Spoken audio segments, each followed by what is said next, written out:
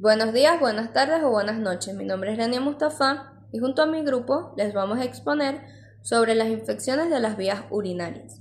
Aparato urinario es el conjunto de órganos que permite el drenaje del organismo para la eliminación de la orina, que ésta está compuesta por toxinas y exceso de líquido. Esta se divide en dos, en las vías urinarias superiores y las vías urinarias inferiores. En las vías urinarias superiores nos encontramos los riñones y los uréteres. Los riñones son dos órganos ovalados en forma de frijol que están ubicados en la zona retroperitoneal y el izquierdo suele ser más grande.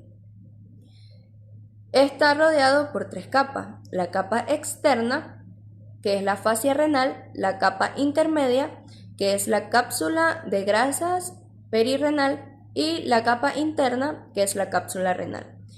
Tiene tres regiones: la corteza externa, la médula en el medio y la pelvis renal en la región del ilio.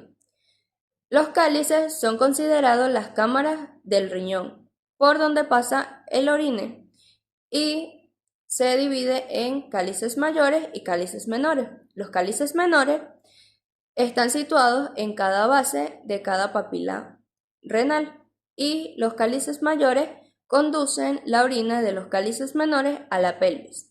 Los uréteres son tubos delgados de músculo que conectan los riñones con la vejiga y conducen la orina a la vejiga. Y en las vías urinarias inferiores encontramos la vejiga y la uretra. La vejiga en condiciones normales sirve como reservorio y el vaciado de la misma se le denomina micción. Y la uretra es un tubo ubicado en la parte inferior de la vejiga y permite el desecho de la orina mediante la micción. Gracias. Mi nombre es Natalia Quintero y voy a hablar sobre la infección de la vía urinaria. Primeramente debemos entender que el 50% de las mujeres sufre al menos un episodio de infección de la vía urinaria a lo largo de su vida. En el varón adulto y en el niño es muy poco frecuente la infección de la vía urinaria sintomática, así como la bacteriuria. Sin embargo, a partir de los 50 años comienza a aumentar la tendencia de tener esta infección debido a patologías prostáticas y prácticas de exploraciones urológicas. La prevalencia de la infección de la vía urinaria en la mujer aumenta de un 1% en la edad escolar a un 5% al cumplir los 20 años, lo cual justamente coincide con el inicio de las relaciones sexuales y el embarazo. Como definición, podríamos decir que la infección de la vía urinaria es la colonización y multiplicación de las bacterias en el aparato urinario. Como ya habíamos dicho, es mucho más frecuente en mujeres debido a la cercanía de la uretra y el ano. La forma en la que la mujer se limpia al momento de evacuar influye mucho en la tendencia de esta infección, debido a que si la mujer lo hace de manera anterograda es más probable que desplace la microbiota del ano hacia la uretra. Por otro lado, vamos a hablar de las bacterias que producen estas infecciones y su porcentaje como agente etiológico. Primeramente, tenemos a la Escherichia coli con un 75%. Esta es de la familia Enterobacterias. Las enterobacterias son un conjunto de bacterias con forma de cocos o con forma de bacilos y son gram negativas y se encuentran en el tracto gastrointestinal de los animales de sangre caliente. Ellas se encuentran en una clase que se llama Gamma Proteobacteria, del orden Enterobacterias y del filo Proteobacterias. La Escherichia coli es una bacteria anaerobia facultativa. Esto quiere decir que realiza la fermentación, así como la respiración oxidativa con oxígeno. Ella tiene forma de bastón y suele encontrarse en la región distal del intestino grueso. Además de ello, como ya dijimos, es la causante más frecuente de las infecciones de las vías urinarias y posee movilidad, ya que tiene un flagelo petricoso, es decir, es un flagelo que se encuentra en todas las direcciones. Luego pasamos con la Klebsiella pneumoniae. Esta se encuentra en un 6%. Esta también es parte de la familia Enterobacterias, de la clase Gamma Proteobacterias y del filo Proteobacterias. Ella tiene una forma bacilar y es anaerobia facultativa, así como la Escherichia coli. Sin embargo, ella es encapsulada y no es móvil. Ella se encuentra en la flora microbiana de la boca, de la piel y de los intestinos y es un patógeno oportunista. Todos estos patógenos normalmente colonizan con frecuencia a los pacientes hospitalarios, especialmente en asociación con tratamientos antibióticos de amplio espectro, con catéteres o con procedimientos invasivos. Luego tenemos a la bacteria gram positiva Staphylococcus saprophyticus. Este tiene un porcentaje de un 3%. Se encuentra en la familia de las Staphylococcuaceae. Tiene forma de coco y es una bacteria coagulasa. ¿Qué quiere decir coagulasa? Que contiene una enzima que coagula la sangre, convierte el fibrinógeno en fibrina, lo que hace que la bacteria pueda evadir el sistema inmunológico.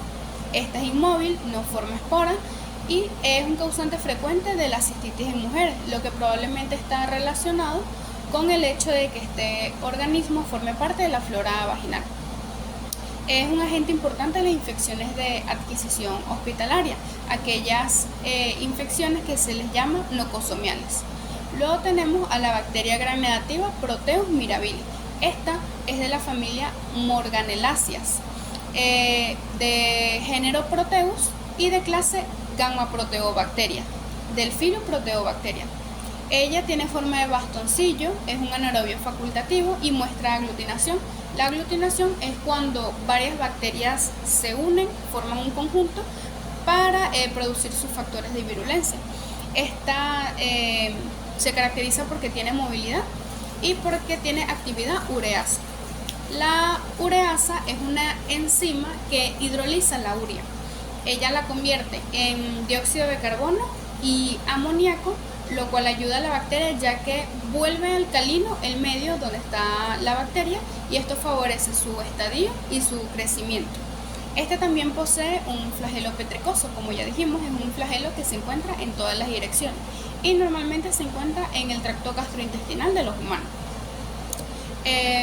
Seguimos con la bacteria gram negativa Pseudomonas aeruginosa, que esta se encuentra en un 2%.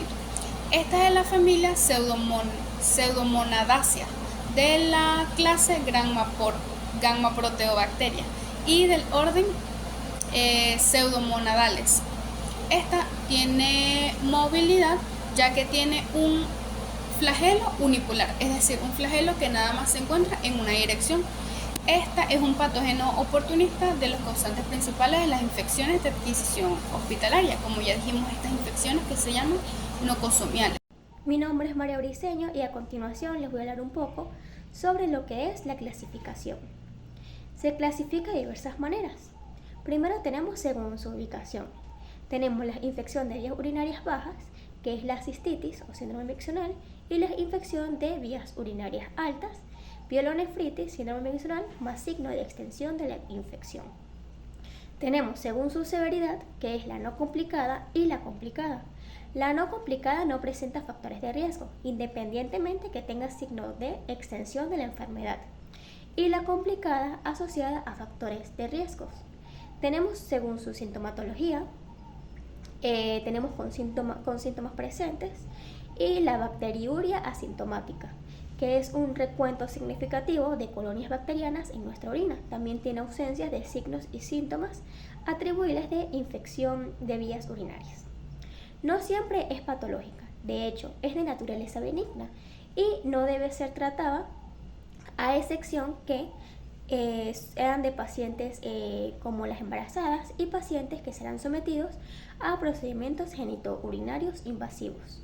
Según la cantidad de episodios, tenemos la persistencia, es una infección que recurre en las primeras semanas, luego de un tratamiento adecuado, documentado del mismo germen causal. Tenemos la reinfección, es una infección documentada posterior a tratamiento adecuado por un germen causal diferente.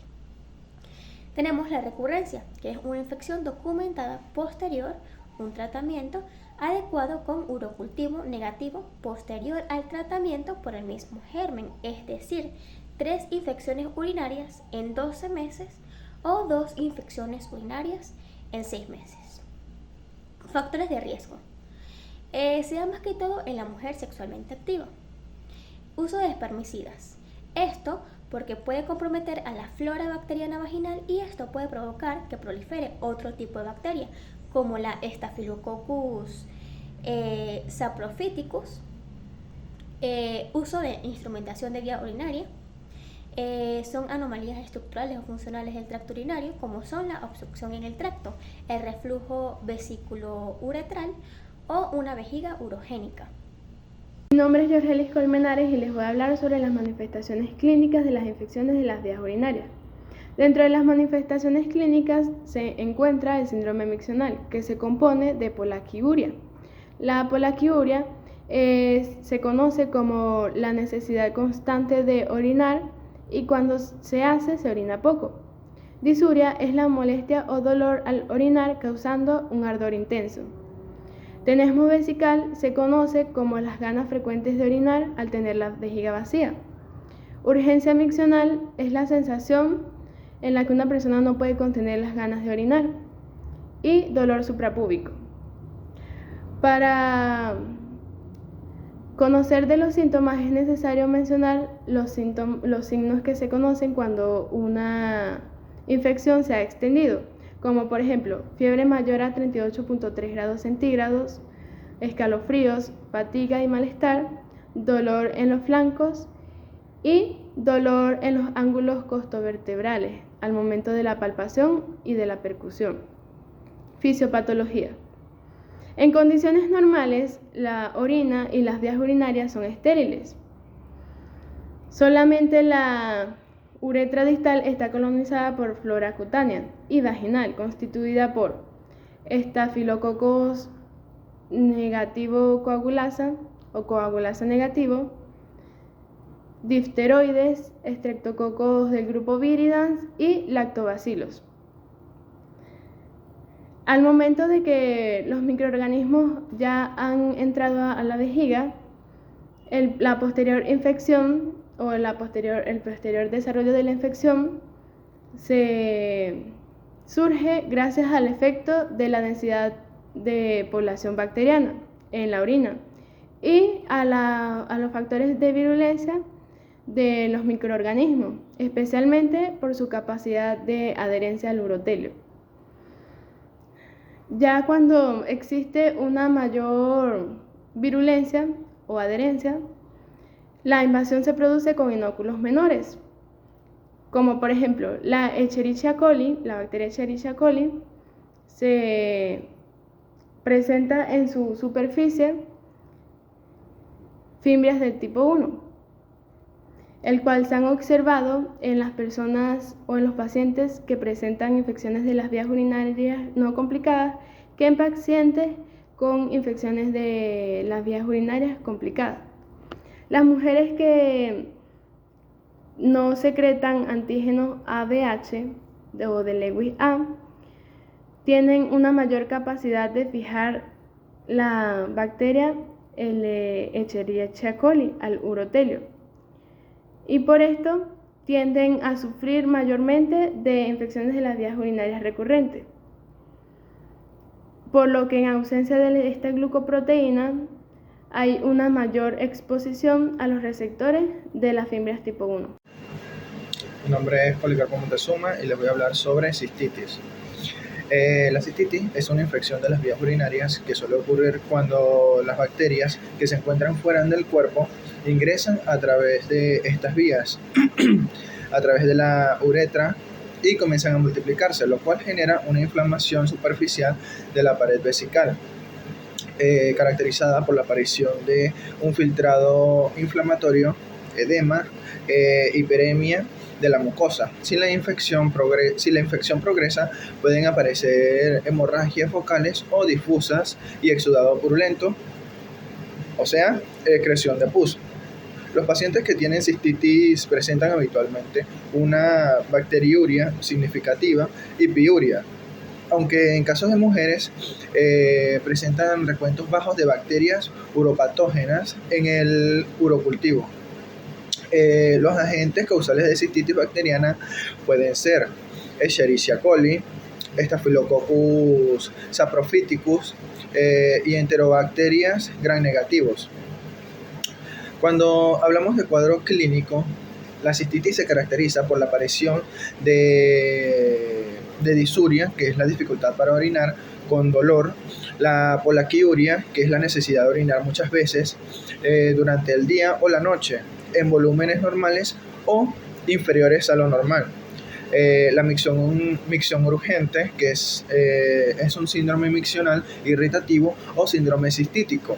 En menor frecuencia se puede observar incontinencia, o sea, pérdida del control de la vejiga, que puede perder una pequeña cantidad de orina al estornudar, toser o reírse, o la pérdida total de controlar la orina. Tenemos que es la sección de persistente de ganas de orinar tras haber finalizado la micción.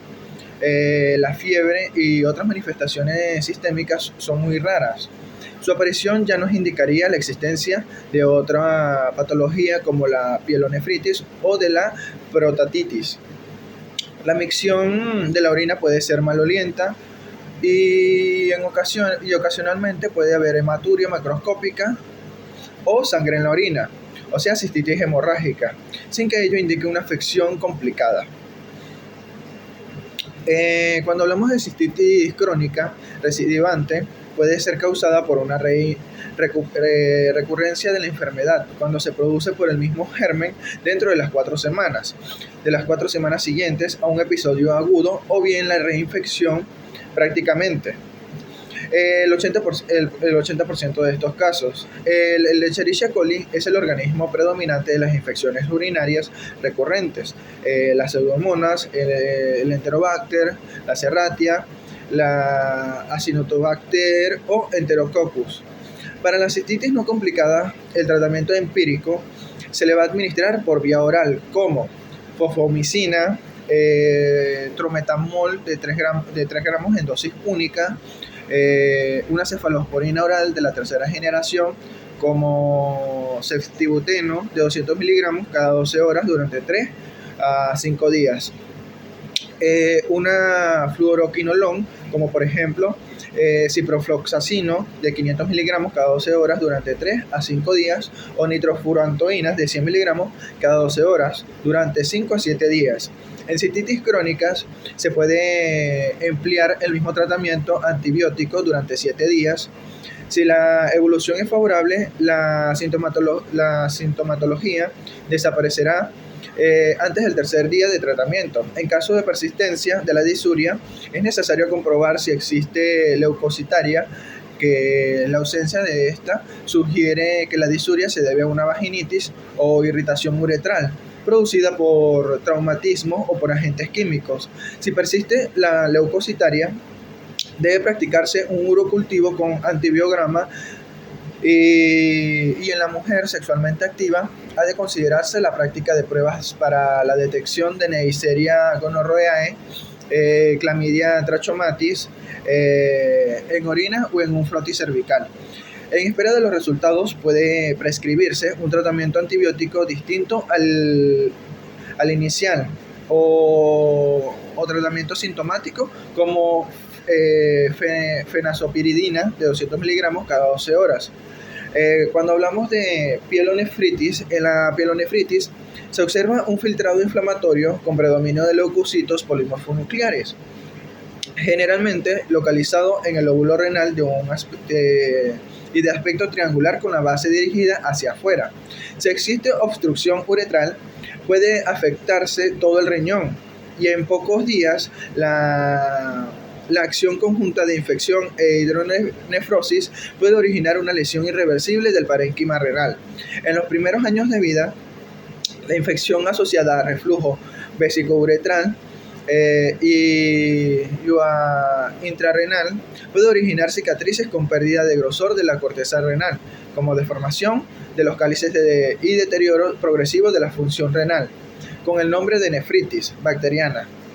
Con el nombre de nefritis bacteriana aguda focal se designa una forma de pielonefritis aguda que cursa con una intensa respuesta inflamatoria local, ocasionalmente con formación de microabscesos. Cuando hablamos en el cuadro clínico, la pielonefritis suele comenzar de forma súbita, con fiebre elevada, escalofríos y afección del estado general. La distensión de la cápsula renal origina dolor en la fosa lumbar, a veces con náuseas y vómitos. El dolor puede irradiar al flanco, a la fosa ilíaca del mismo lado o al epigastrio.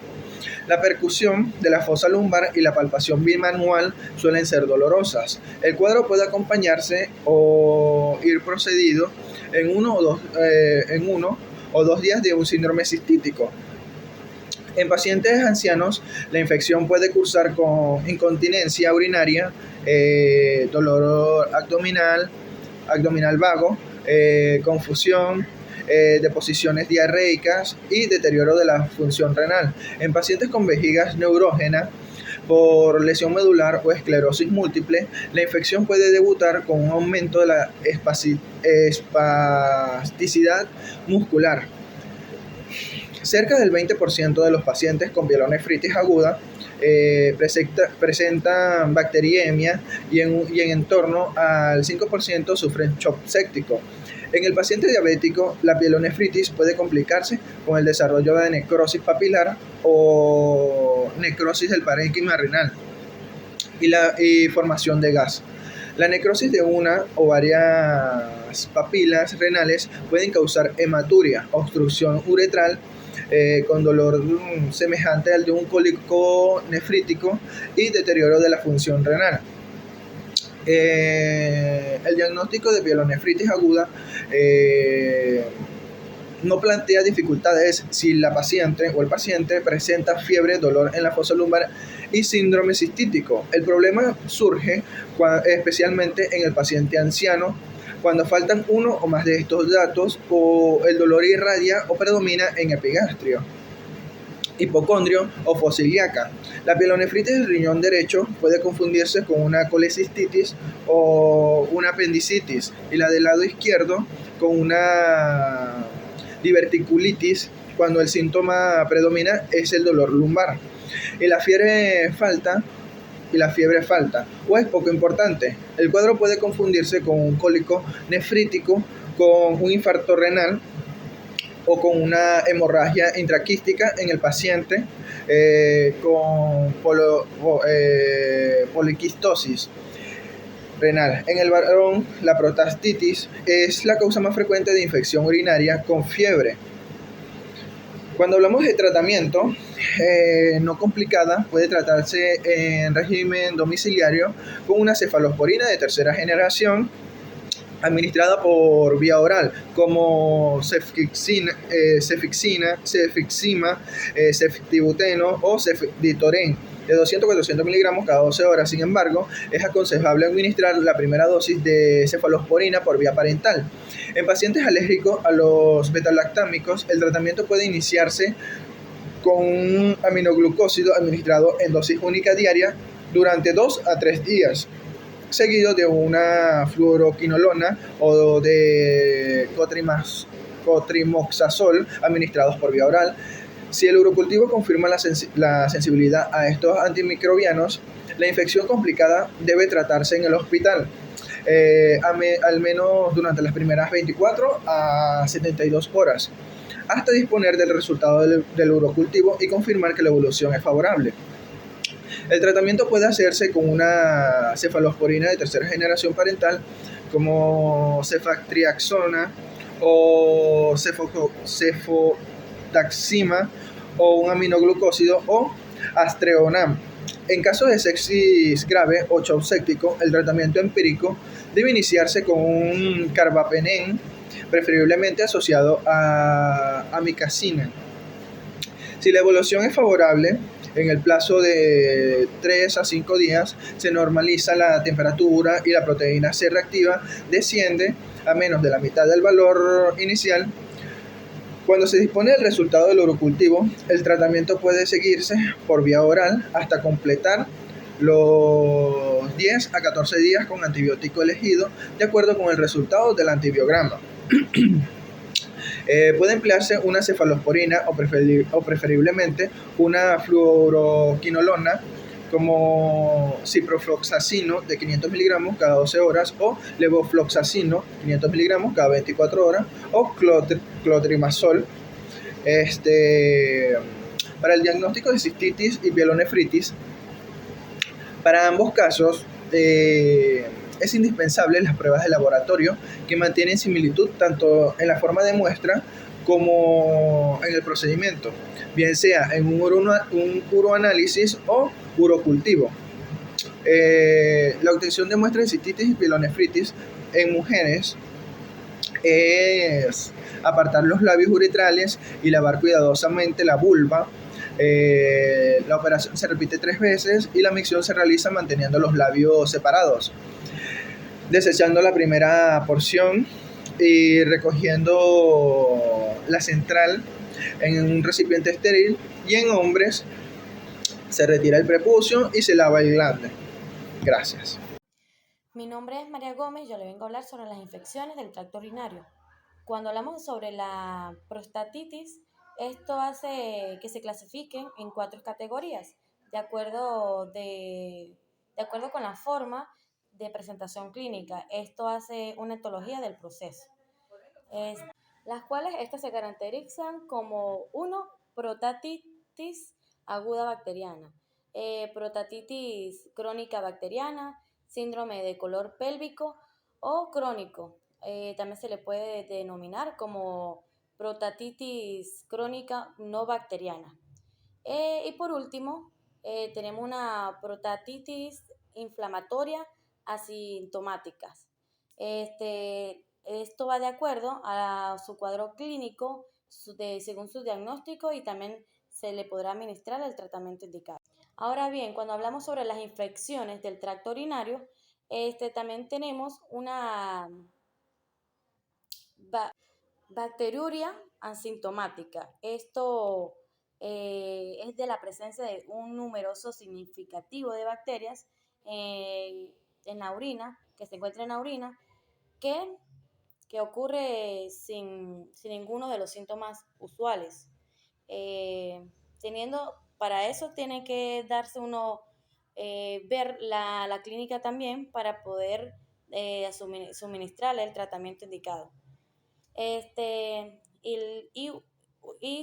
TU en el embarazo, esto hace constar que por qué es más frecuente las infecciones en las mujeres embarazadas. Esto por lo general es porque tienen cambios hormonales, cambios anatómicos y también cambios funcionales.